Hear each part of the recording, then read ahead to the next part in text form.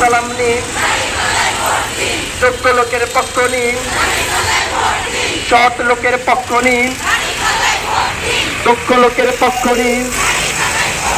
ইসাক ভাইয়ের সালাম নিন, 12 তারিখ সারাদিন আমির জামাতের সালাম নিন, ইসাক ভাইয়ের সালাম নিন, খন্দকার ভাইয়ের সালাম নিন, 12 তারিখ সারাদিন মা বোনদের মার্কা